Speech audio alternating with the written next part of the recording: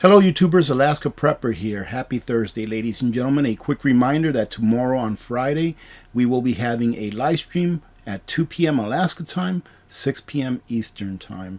Now let's get to the topic of what this video is about. I came across this article here that says a crisis is looming for the U.S. energy grid. Well, ladies and gentlemen, I think that a crisis has been looming for quite a while. I'm only going to read the first three of these bullet points here because I have something else that I want to visit to talk to you about this. This here says that it is a once-in-a-generation storm, and I'm going to go ahead and counter that, and then I'm going to explain to you why it is that I don't think that this is a once-in-a-generation storm. I think that we're going to continue to have storms like this, and that they're going to continue to get more severe as time goes on.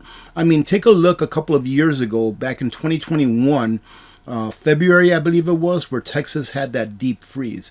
At that time, they were calling that like a storm that's never happened before. Texas has never seen, these kinds of conditions before. Now they're getting affected again with this weather event that's occurring here right now through Christmas. Now here it says the U.S. aging energy infrastructure is already under strain, but the combination of more renewable power sources and higher demand could cause shortages for years to come. And that is going to be what happens, ladies and gentlemen. We are going to have blackouts for years to come. Why? Because our energy system is being taxed at such a high level, and it is not being updated at that same level, that there will be failures, and the failures will become more and more and more. So, spoiler alert, get a generator, or get a backup heating system, or a system that you can use in order to keep your house running when there is no power. When I've stated in the past that I believe that the United States of America will become a third world nation, I believe that, ladies and gentlemen. And the reason is because right now we're halfway to being a banana republic, where politicians do what is best for them, but not best for the people. Here we have an infrastructure, an electrical infrastructure that needs a lot of work. And I would venture to guess that probably less than half of what we've given away would have been needed in order for us to redo our entire energy infrastructure, have it protected against coronal mass ejections, EMPs, all that stuff. Get ready for blackouts in the future, and they're going to get more and more and more in numbers. They're going to progress more and more in numbers. Why? Because we are not putting the energy, or i.e. the money, into the infrastructure that we currently have to keep it up to date. Nonetheless, we're not putting any money into it at all. Here they also mention that the major concern for the energy grid is severe weather events. We are going to continue to have severe weather events, and I'm going to talk about that here in a minute, such as the Texas freeze in February of 2021, which we talked about, when the state had to carry out rotating power outages. The Midwest and South Central U.S.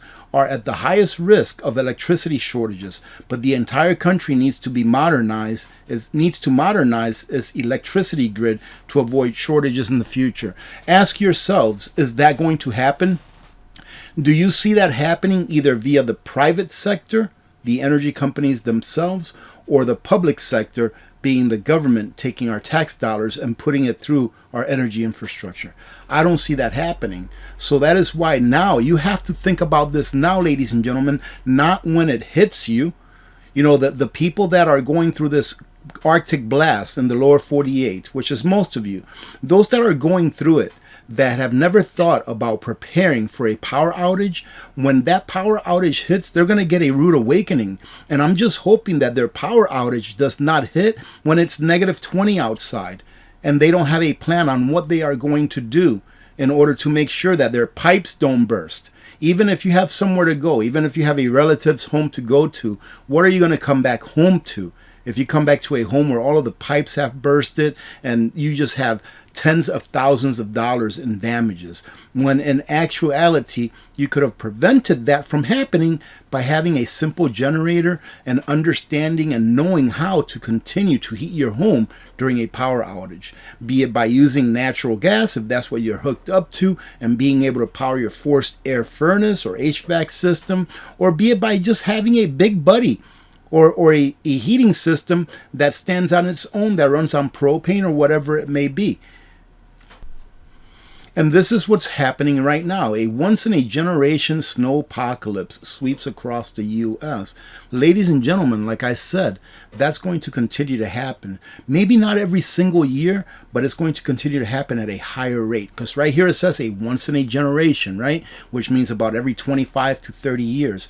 The next one that we see will not be 25 to 30 years from now. It's going to be maybe a year or two. At the most, I would say 3 years from now. A powerful winter storm and cold blast will wreak havoc across the central and eastern U.S. through the weekend and bring what the National Weather Service calls a once-in-a-generation type event.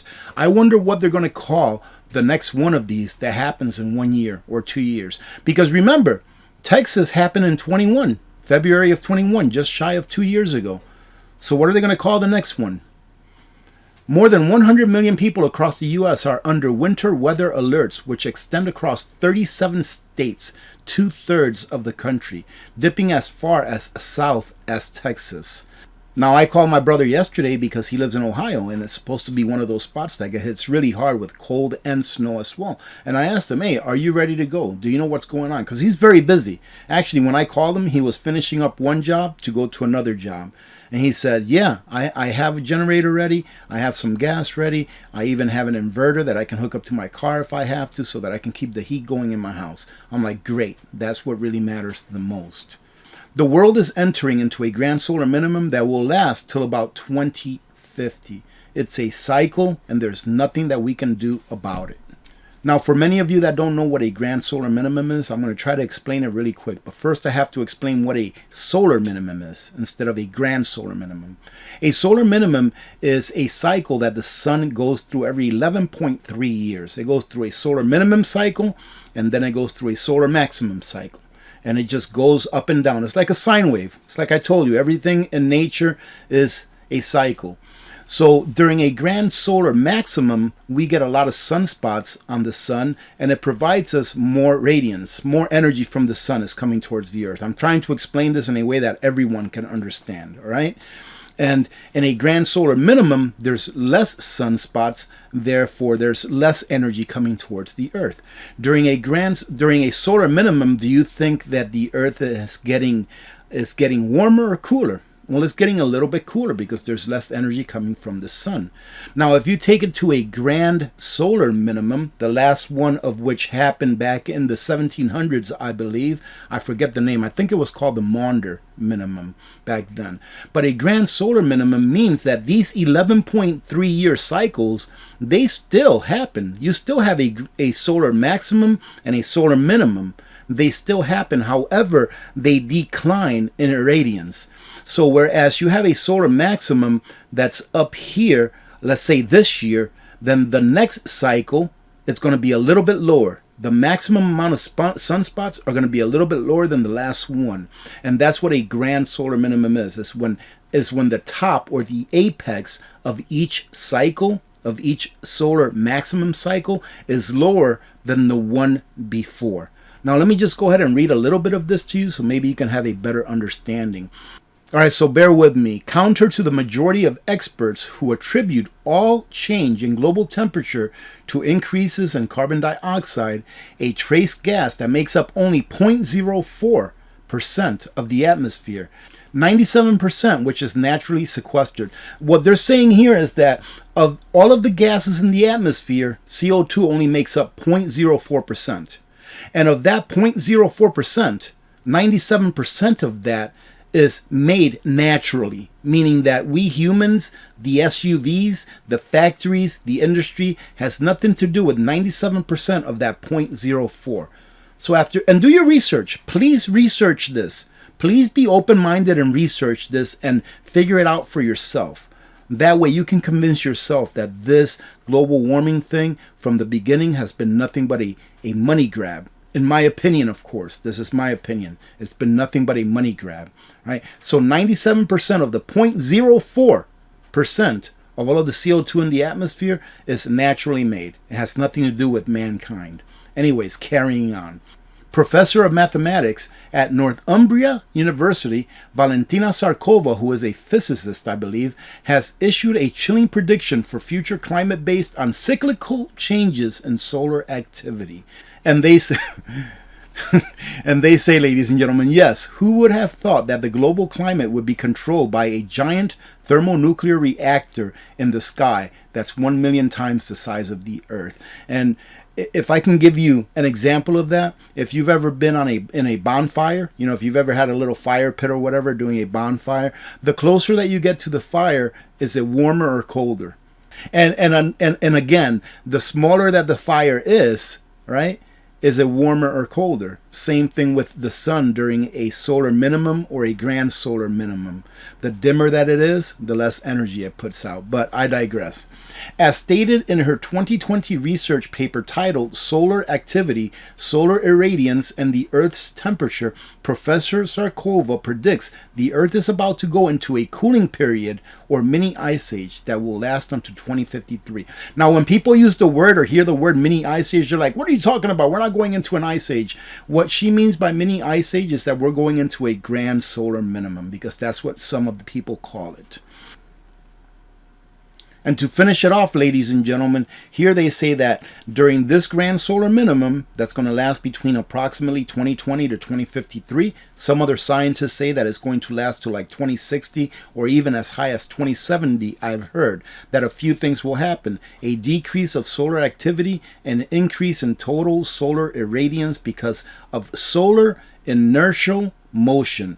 Don't know what that means, but what will the result of those processes be? It will result in the reduction of the current terrestrial temperature to levels reached in 1700, just after the Maunder minimum. So, ladies and gentlemen, what is this going to cost to happen to the weather events around the Earth? From the limited amount of research that I've done, it's going to cause erratic weather events. We're going to have floods where there normally is no floods. We're going to have, at the same time in other parts of the earth, we're going to have drought just like we're having now in the western part of the nation. We're going to have flash freezes just like we're having now. We're going to have flash heating events just like we've had as well. It's just going to be erratic weather all around the earth. And ladies and gentlemen, guess what?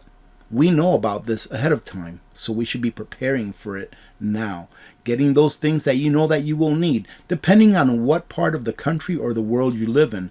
I am not going to prepare by getting extra air conditioners and generators to power air conditioners. Why? Because we don't need those where we live here in Alaska. There's like 1 or 2 weeks out of the year where it gets warm enough to maybe where the ambient temperature here gets to like maybe above 90.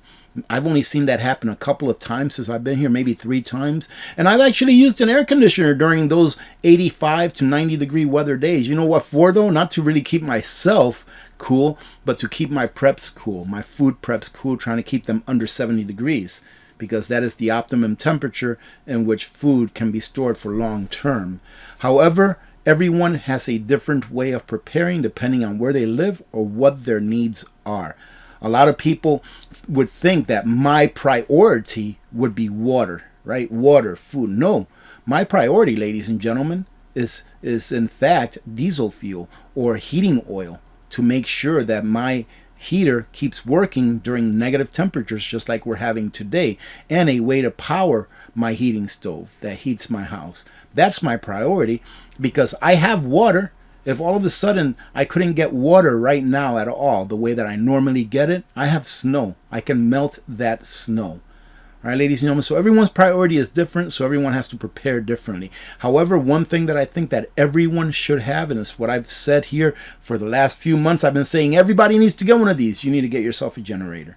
You need to get yourself a gas-powered or propane-powered generator first and foremost, that will at least keep those things in your house that you need in order for your house to function, i.e., if you have, like I said, a stove that heats your home, or if you need air conditioning because you live in a place where it gets really hot, you can have a cold room just like I have a hot room, right? So you need a generator to do those things. You can keep the other things in your home running that are critical for you to keep your household running, like your refrigerator, your freezer, right? Things like that. So I say that everyone in the United States should have a generator first and foremost, and then of course all of those other preparation items that would allow you to continue to live the standard of living that you're living right now and concentrate on the crisis at hand. Having said that, I probably made this video way too long. I just want you to understand that blackouts are going to be part of our future. In some places within the United States, it's going to happen more than others, but it's going to be part of our future. Why? Because we have a failing electrical infrastructure, number one, and because these weather events that we experience here in the last couple of years in 2021 and now experiencing right now in 2022 are going to continue to happen at a faster rate. They're going to have to start calling it, instead of a once-in-a-generation storm, maybe a once-in-a-5-year storm or once-in-a-3-year storm, because that's what we're going to be going through for the next several decades. Having said that, have a great day. God bless all of you, and I hope to see you tomorrow during our live stream. God bless.